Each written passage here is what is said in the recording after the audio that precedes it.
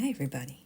I feel like the time is right to start a new journal. I have not wanted to make a journal, and I can't force creativity. I can't work that way artistically. I have to be inspired to do something or wait until I get the itch to do it. And I think I'm ready to start a new journal, and I'm going to be making it step by step and previewing the steps before I do them. I think that's kind of helpful. And if you want to make one along with me, this is just the way I do it. There's lots of different ways, and you can check out all the fantastic journal makers out there and decide which way is going to work for you. But I'm going to share the way I do it, and I'm not sure what theme I'm going to do yet or color scheme. I'm thinking right now I'm just tossing around maybe birds and bees and butterflies and flowers and something really feminine. And then everything I do kind of has that vintage feel to it as well. So let's just talk about making the actual book cover, and it's pretty simple. I know everybody can do it.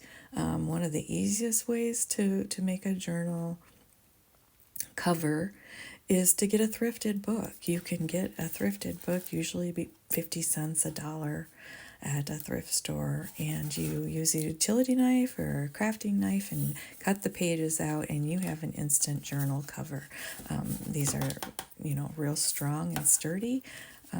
But if you can find a book in the size you want to make your journal, that's great. If you can't, like say you like the size of these covers, but you want a wider spine, then cut these covers off and use them. They're fantastically strong. Then you can replace the spine with a 3-inch or 4-inch or whatever size you want. But that's one of the simplest ways to make a journal cover, and then you just cover it with your fabric, and we'll go through all that. We'll go through all of that in a bit as we get to that step. But a thrifted book, that makes a great journal cover. What if you don't thrift or don't like that idea, but you have some cardboard laying around, backs of pads of paper or legal pads or cereal boxes, but they're a little bit on the floppy side? Glue them together. Glue however many layers together that you want to, your particular cardboard thicknesses are. Glue a bunch together until you get a nice strong board. Done that before. There's nothing wrong with that. You don't have to go out and buy things. If you have some cardboard laying around, you can get glue 2 or 3 together and get a nice thickness of board. What I've been using lately is this book board. It's pretty thick already, and I like it because it's 8.5 by 11, and I cut it in half to make a cover. Then I use the other piece to make spines with. So I always have some of this on hand, and it's a good strong board. Don't ask me the thickness, don't ask me the weight. I have no idea. All I know is it feels nice and strong. Good and strong, like book covers are. So you're going to need some kind of cardboard. Then you don't have to use tape. Now, I've used duct tape before. It works perfectly fine. Lately, I've been using this linen hinging tape that I have from my photography days, where I used to mat and frame my photographs. And it's just a self-adhesive tape, and it peels off, and it works really well. I can't peel it right now, of course. But anyway, this is what I've been using most recently in making my journals, because I found it in my photography stuff, and I'm like, hey, that cloth tape, that'll probably work really well for journals. You don't have to have any kind of tape if you don't want to.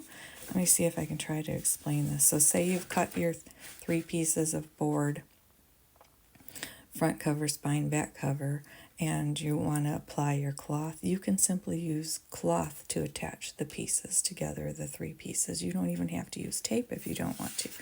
But these are the things that I'm going to be using. Book board and some linen hinging tape and then I'm going to decide what size I want my journal, what size I want my spine. I'm going to be thinking about the theme and the color scheme. If you stick to your theme and your color scheme, you can't go wrong. You're going to have a really well put together book. It's going to look really cohesive and beautiful. Again, there are no rules in creating. I'm saying these things as a guideline. You don't have to have a theme or color scheme. Be bright and bold and colorful and do what you want to do. Just use these as a basic guideline, and it can help you. And I hope you create your very first journal right along with me. If you've ever been curious or wanting to and don't know how to start, I hope this is really going to help you dive in and make your own. All right, I hope everybody has a really great day. Take care.